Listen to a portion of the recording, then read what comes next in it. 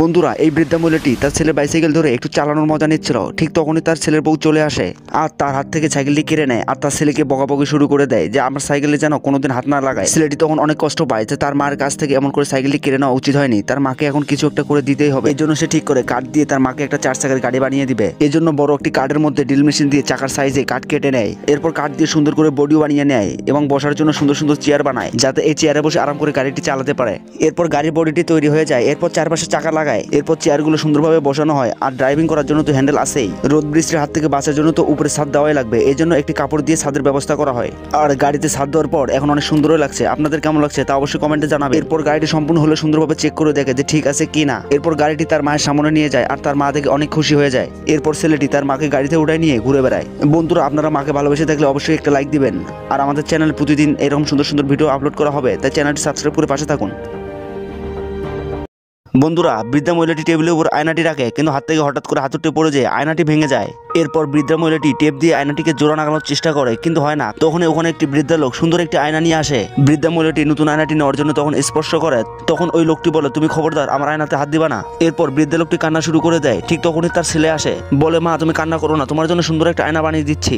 এরপর ছেলেটি একটি কাঠের টুকরো নেয় আর ওখানে সুন্দর করে ডিজাইন করে যাতে সুন্দর দেখা যায়। বাহ, খরগোশটা অনেক সুন্দর দেখাচ্ছে। আপনাদের কেমন লাগছে তা অবশ্যই কমেন্টে জানাবেন। এরপর সুন্দর করে ওই দাগে দাগে কেটে নেয় যাতে সুন্দর দেখা যায়। এই জন্য ওটাকে ভালোভাবে চেঁচে নেয়। কিছুক্ষণের মধ্যে নকশা করাও শেষ হয়ে যায়। এরপর গ্লাসটি ওখানে সুন্দরভাবে বসিয়ে দেয়। গ্লাস বসানো হয়ে গেলে খরগোশটিকে সাদা রং করে যাতে করে বাস্তব খরগোশের সঙ্গে মিলে যায়। আয়নাটি এবার প্রায় রেডি। এরপর আয়নাটিকে সুন্দরভাবে মোছা দেয়। কেমন হয়েছে বন্ধুরা তা অবশ্যই কিন্তু জানাবেন। আর হ্যাঁ, চ্যানেলটিকে সাবস্ক্রাইব করতে ভুলবেন না কিন্তু, তাই এখনই সাবস্ক্রাইব করুন। এরপর আয়নাটি নিয়ে তার মায়ের কাছে চলে যায় আর মা দেখে অনেক খুশি হয়ে যায়, কারণ আগের আয়নাটির থেকে এই আয়নাটি অনেক সুন্দর ছিল।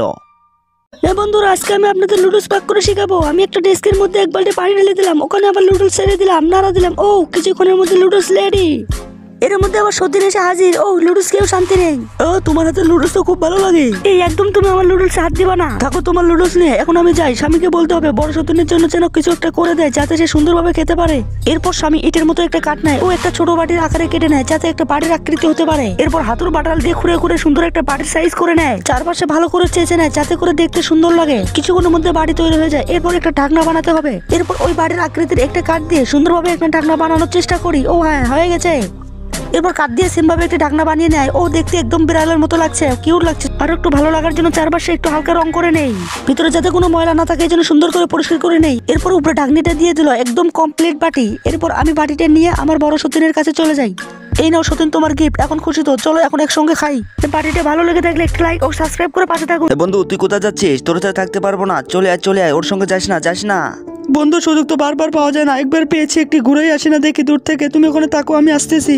এই এই এই এই তো পানিতে নিয়ে যায়। পানিতে তো আমি সাঁতার কাটতে পারি। বন্ধুত্বের টানে ফিরে যাবো কি যাবো না তা দেখতে চাইলে এখনই সাবস্ক্রাইব করুন। যত খুশি হোক, তোমাকে ছাড়া দূরে দেখতে পারবো না। আমি আসছি বন্ধু, দাঁড়াও। হ্যাঁ বন্ধু, বউ গার্লফ্রেন্ড ছাড়া সারা জীবন একা থাকতে পারবো, কিন্তু তোর মতো বন্ধু ছাড়া এক মুহূর্ত একা থাকতে পারবো না। হ্যাঁ বন্ধু, আমিও। ওই সামান্য সুখ তোমার এই বন্ধুত্বের ভালোবাসার কাছে কিছুই না। আপনারা এইরকম বন্ধু চাইলে অবশ্যই কমেন্টে জানাবেন কিন্তু।